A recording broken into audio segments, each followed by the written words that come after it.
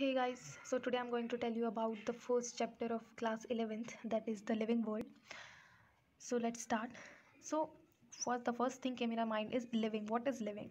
So living includes growth, reproduction, metabolism, like the chemical reactions which are occurring in our body. Then self-regulating, sensing the environment means consciousness, respond to stimuli means कि जैसे कि हाँ humans में अगर हमें कोई थप्पड़ मार देगा तो हम उसको रिएक्ट करते हैं, ठीक है। लेकिन जो प्लांट्स होते हैं वो भी रिएक्ट करते हैं, लेकिन हम उनको परसीव नहीं कर पाते। जैसे कि प्लांट्स में अगर हम देखें कि प्लांट्स क्या करते हैं, they grow in direction from where the sunlight comes.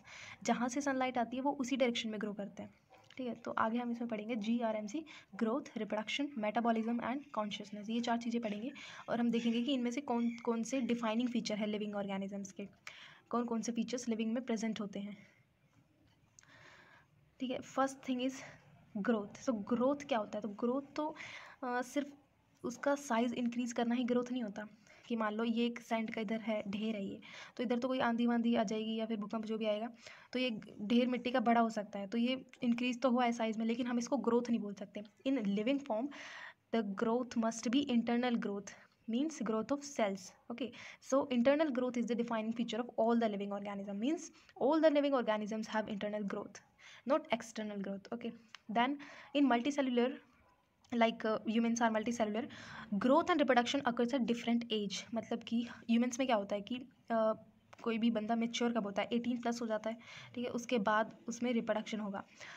लेकिन यूनिसेल्युलर में both process occurs at same time, मतलब कि यूनिसेल्युलर जो भी है ये एक सेल है तो वो डिवाइड करने लग जाएगी, उनमें कोई ऐसा पर्टिकुलर स्टेज नहीं होता कि उस स्टेज के बाद ही उनमें रिप्रोडक्शन होगा, ऐसा कुछ नहीं होता। सेल डिवाइड हुई देन अगेन वो रिप्रोडक्शन कर लेंगे, वो इधर वेजिटेटिव भी कर सकते हैं और सेक्शुअल रिप्रोडक्शन भी हो सकता है, ठीक है। Next point is reproduction. So reproduction can be asexual और sexual. Sexual means fusion of gametes.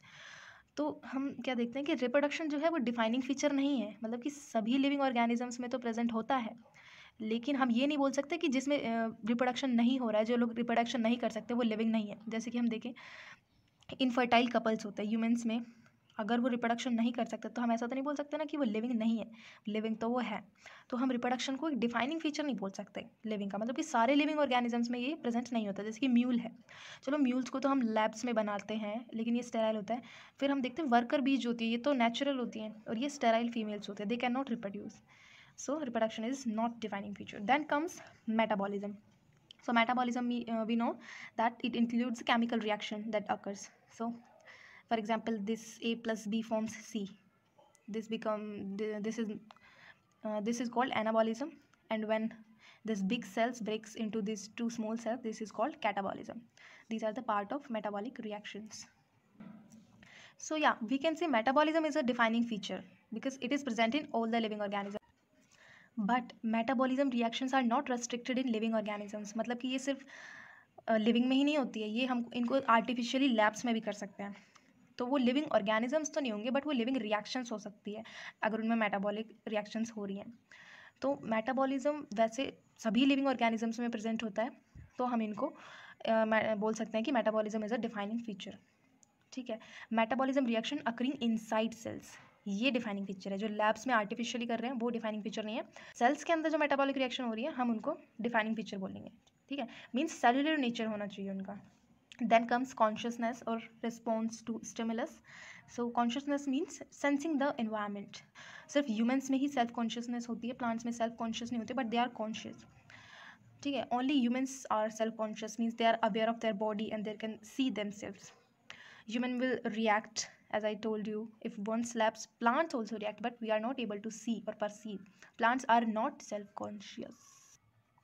So अभी तक हमने क्या पढ़ा कि डिफाइनिंग फीचर्स कौन कौन से हैं? Internal growth, cellular organisation means metabolism and consciousness. So इसमें यहाँ पे इसको थोड़ा चेंज भी करके ऑप्शंस दे सकते हैं कि सेल्फ रेप्लिकेटिंग, तो इसका मतलब होता है reproduction. Evolving means growth, self regulating means metabolism and systems are able to sense the environment, that is consciousness. So then after that comes taxonomy and systematics. तो हमको पता है कि प्लांट्स और एनिमल्स की कितनी ज़्यादा डाइवर्सिटी है, तो हम मतलब सबकी कैरेक्टर्स कैसे याद रख सकते हैं। तो फिर हमने क्या किया, इनको ग्रुप्स में डिवाइड कर दिया कि सिमिलर कैरेक्टर्स वाले ऑर्गेनिजम्स या फिर प्लांट्स जो है हम उनको एक ग्रुप में डाल देंगे, ठीक है। दूसरे जो सिमिलर हैं हम उनको एक ग्रुप में डाल देंगे और उस ग्रुप का एक नाम दे देंगे, तो हम उनको क्लासीफाई कर देते हैं। और फिर क्लासीफाई कर रहे हैं तो फिर सबका अलग अलग नाम भी तो होना चाहिए, मतलब हम कितनी डिफरेंट टाइप्स की स्पीशीज़ देखते हैं हमारे आसपास, तो हम उनको लोकल नेम्स से जानते हैं, ठीक है। हर जगह अलग अलग लोकल नेम्स से होते हैं, लेकिन अगर कोई एक बंदा है उसने रिसर्च की है किसी चीज़ पे, तो फिर हमको कैसे पता चलेगा कि वो उसी चीज़ के बारे में बात कर सकता है, मतलब उस एक चीज़ के तो बहुत सारे नाम हैं। तो एक यूनिक नेम होना चाहिए जो सबके लिए कॉमन हो। मान लो अगर उन्होंने बोला है कि मैंजीफेरा इंडिका के बारे में उन्होंने कुछ बताया, तो हमें पता है कि वो मैंगो की बात कर रहे हैं, उन्होंने मैंगो के बारे में रिसर्च किया, तो इसीलिए ये टैक्सोनॉमी होता है। तो टैक्सोनॉमी के स्टेप्स होते हैं, उसमें क्या होता है, identification means correct description of organisms, कि हमको देखते ही उसमें क्या पता चल रहा है, उसका नेम, उसको नाम देंगे हम, साइंटिफिक नेम, और ये हम according to binomial nomenclature. First name is generic name and second one is species name. So we'll study about this later. Then comes classification. So classification means putting the organisms in proper taxa. So taxa like देखो ये यहाँ पे बहुत सारे taxonomic categories हैं, species, genus, family, order, class, phylum, या फिर हमको डिवीजन भी बोल देते हैं, और किंगडम। ये हर एक कैटेगरी जो है हम इसको टेक्सा बोल सकते हैं, ये भी एक टेक्सा है, ये भी एक टेक्सा है, ये भी एक टेक्सा है, तो हर एक इंडिविजुअल टेक्सा, या फिर हम उनको कैटेगरीज भी बोल देते हैं, यूनिट भी बोल देते हैं। सो ये है। ये 3 स्टेप्स होते हैं टेक्सोनॉमी में। Then taxonomy is the science of theory and procedure of identification, nomenclature and classification. Then comes systematics. So systematics is the science of evolutionary relationship between categories. Means कौन किससे बना है, मीन्स कौन कहाँ से इवॉल्व हुआ है। फॉर एग्जाम्पल फिशेज हैं, फिशेज से एम्फीबियंस बने हैं, एम्फीबियंस से रेप्टाइल्स बने, और रेप्टाइल्स से बर्ड्स और मैमल्स दोनों बने। तो ये एक तरह से ये रिलेशनशिप है कि कौन कहाँ से कैसे इवॉल्व हुआ है, तो ये इवोल्यूशनरी रिलेशनशिप को हम बोलते हैं सिस्टमैटिक्स। जैसे कि एसिडिया है, एसिडिया कोडेट में आता है, लेकिन कोडेट में तो हम लोग आते हैं, ह्यूमंस आते हैं, लेकिन एसिडिया भी आता है। अब देखो क्यों आता है, इवन ये तो पानी में प्रेजेंट होता है, मोटाइल होता है, बेचारा एक जगह पड़ा होता है, they it can not even move but still coded. So let's see how. In its larva, notochord is present, which is the character of chordates. So it contains simple chordate characters in its larval form. So after that, taxonomic categories comes. So I've shown you that picture in the book, that is hierarchical classification: species, genus, family, order, class, phylum, kingdom. And smaller group has more similar characters. Means देखो अगर हम हमारी family की बात करें, मान लो यहाँ पे स्पीशीज है, हमारी फैमिली के मेंबर से हम ज़्यादा मैच करेंगे।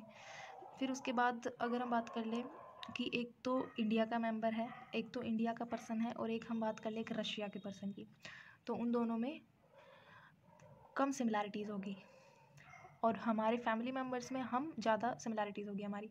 तो जो छोटा ग्रुप है, ठीक है, रशिया और इंडिया तो बड़ी पॉपुलेशन हो गई, वो बड़ा लेवल हो गया, और लेकिन स्पीशीज सबसे छोटा होता है, तो छोटे में अगर हम फैमिली मेम्बर्स को यहाँ पे माने तो सबसे ज़्यादा सिमिलैरिटीज़ इनमें होती हैं। तो ये ग्रुप्स बनाते कैसे, देखो स्पीशीज़ में कौन से आते हैं जो सिमिलर रहते हैं, फिर उसके बाद थोड़े डिफरेंट कैरेक्टर्स आ गए उनमें, तो हमने उनको जीनस में डाल दिया।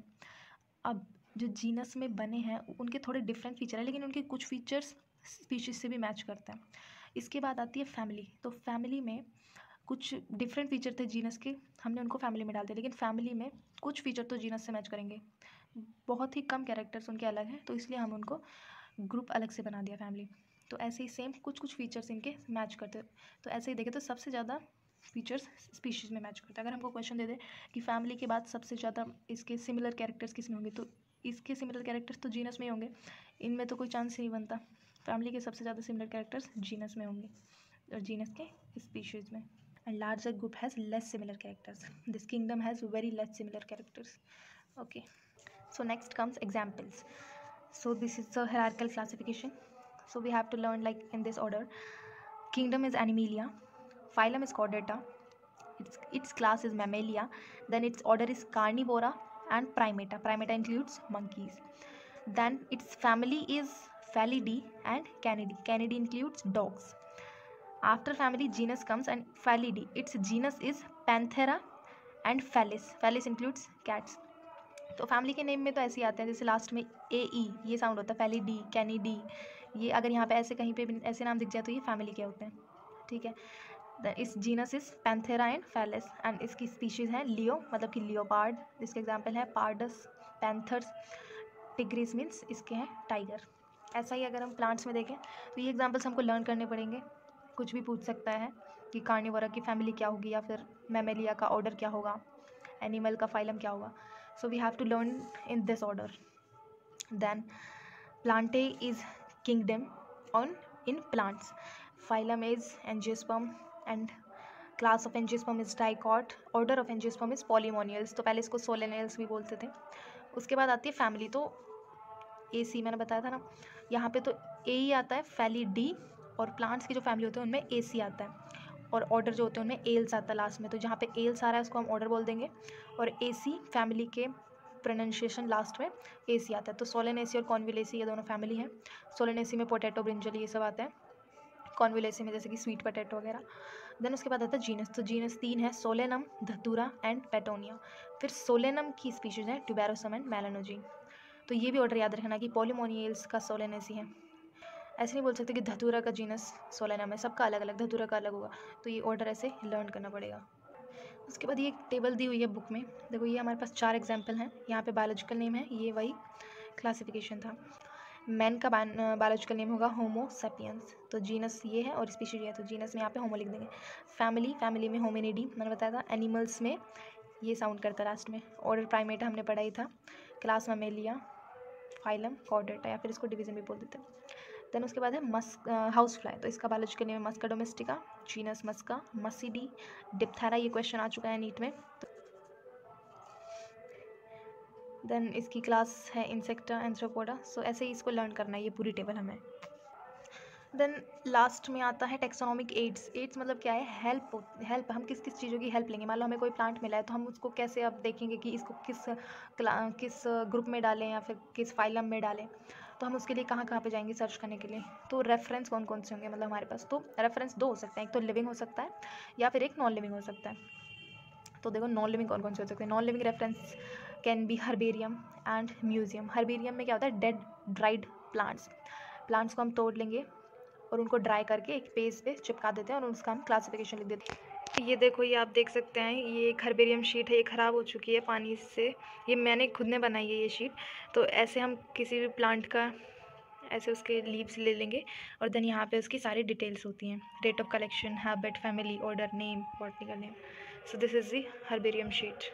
सो ये जो हमने अभी शीट देखी थी, ऐसी शीट्स की फ़ाइल बनी हुई होती हैं हर्बेरियम में और ऐसे रखी हुई होती है. सो हम वहाँ पे भी जाके सर्च कर सकते हैं. Second option is museum. तो म्यूज़ियम में क्या होता है? म्यूज़ियम में डेड प्लांट्स होते हैं तो उनको बहुत तरह से प्रिजर्व करते हैं. जैसे कि ड्राई में प्रिजर्व कर लिए स्पेसिमेंट्स होते हैं, उनको हम फॉर्मेलिन में प्रिजर्व करते हैं. उनमें 10% अल्डिहाइड होता है इस फॉर्मेलिन सॉल्यूशन में. देन आते हैं स्टफ्ड एनिमल्स. मीन्स उनके अंदर के ऑर्गन्स निकाल देते हैं और हम उनमें कॉटन फिल कर देते हैं. सो उनको स्टफ्ड एनिमल्स बोलते हैं. Then insect boxes. तो इंसेक्ट बॉक्सेस में हम क्या करते हैं? उनको ड्राई कर लेते हैं हम इंसेक्ट्स को. दैन उनको अटैच कर देते हैं. ऑल पिन्स जो होते हैं उनसे हम उनको थर्माकोल पे अटैच कर देते हैं. देन लिविंग हमारे पास देखो क्या ऑप्शन है. लिविंग्स में हम बॉटनिकल गार्डन्स में जा सकते हैं और जूज़ में जा सकते हैं. बॉटनिकल गार्डन्स के एग्जांपल है जैसे कि क्यू बॉटनिकल गार्डन, ये लंदन में है. इंडियन बॉटनिकल गार्डन हावड़ा में है, ये कलकत्ता में. नेशनल बॉटनिकल रिसर्च इंस्टीट्यूट, ये लखनऊ में है. देन CDRI, ये सेंट्रल ड्रग रिसर्च इंस्टीट्यूट, ये लखनऊ में है. इसके बारे में हम आगे पढ़ेंगे. रिप्रोडक्टिव हेल्थ जो चैप्टर है उसमें. यहाँ पे इस इंस्टीट्यूट में सहेली बनी थी जो फर्स्ट कॉन्ट्रासेप्टिव पिल थी. देन लास्ट वन इज़ की. तो की में क्या होता है? की ये एक तरह से मतलब कि की में 2 स्टेटमेंट्स लिखी हुई होती हैं और वो दोनों लीड स्टेटमेंट्स होती हैं. मतलब कि हमारे पास 2 प्लांट हैं तो हमारा जो प्लांट है उनमें है येलो फ्लावर्स और एक में है रेड फ्लावर्स. तो यहाँ पे 2 स्टेटमेंट लिखी होगी, flowers are red and flowers are yellow. So हमारा येलो है तो मान लो हमने येलो वाली सेलेक्ट कर ली तो उसके आगे लिखा हुआ होता है अगर if your plant have this character then go to point number 6. तो ये पॉइंट नंबर 1 था. फिर हम इसके बाद नीचे जाएंगे पॉइंट नंबर 6 पे. तो वहाँ पे लिखी रहेंगी कि लीव्स इसकी कर्ल हैं और इसकी लीव्स स्ट्रेट है. तो हमारे प्लांट की जो कैरेक्टर है हम ऐसे मैच करते करते अपने डेस्टिनेशन तक पहुँच जाएंगे. देन देखो जो मैंने बताया था बायनोमियल नोमेनक्लेचर, उसमें क्या होता है? ये कैरोलस लीनियस साइंटिस्ट ने दिया था. ये उनका नाम था कार्ल वॉन लिन. उन्होंने खुद का नाम भी बायनोमियल नोमेनक्लेचर के अकॉर्डिंग रख लिया. उनका 3 वर्ड्स का नेम था. उन्होंने खुद का भी कैरोलस लीनियस कर दिया. उन्होंने बुक दी थी एक, सिस्टमा नेचुरई. देन एग्जाम्पल है मैंजीफेरा इंडिका. सो उन्होंने क्या बोला कि इसका जीनस का फर्स्ट नेम कैपिटल होगा और स्पीशीज़ का फर्स्ट वर्ड स्मॉल होगा. देन अगर ही हम इनको टाइप कर रहे हैं तो हम इनको इटैलिक्स में टाइप करेंगे. अगर हम लिख रहे हैं तो दोनों को अलग अलग अंडरलाइन करेंगे. ये वर्ड जो होते हैं वो लैटिनाइज्ड होते हैं, मीन्स लैटिन से ही डराइव होते हैं। सो ये कुछ क्वेश्चंस हैं, you can have a look. इस टाइप के क्वेश्चंस पूछे जाएंगे।